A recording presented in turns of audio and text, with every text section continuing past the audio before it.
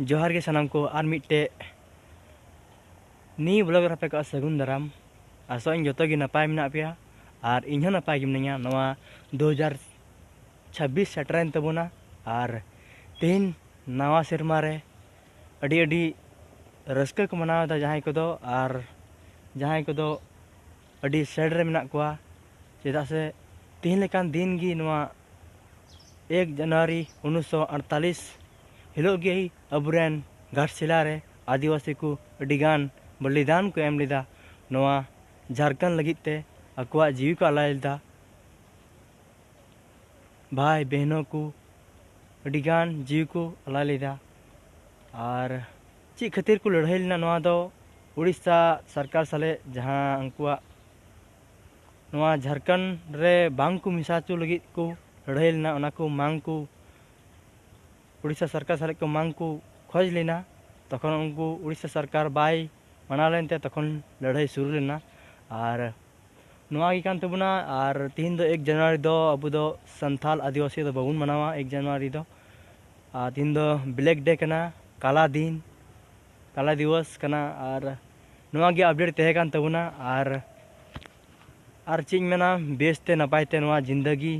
बुन बितावा और अबवा सपना ड्रीम मेना तबुन जहां मने अंतर रे ओना पूरा लगी बुन कोशिशा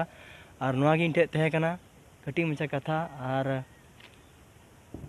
कथा को मेना गी अडी मरांग और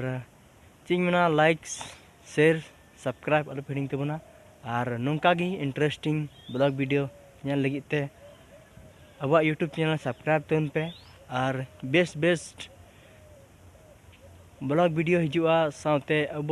यूट्यूब चैनल रहो म्यूजिक वीडियो को हिजुग गया एंटरटेनमेंट लगी हाँ और उना लगी हों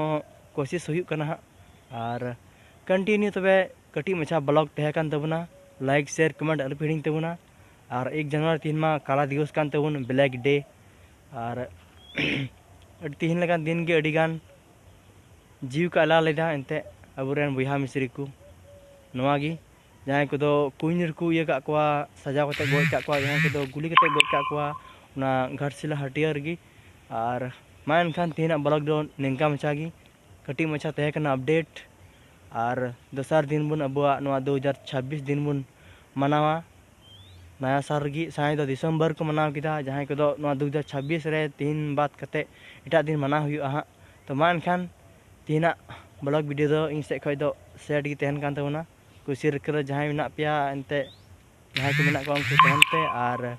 बेसते जिंदगी बिता दून पे मान खान सनम को इन से खय जोहार।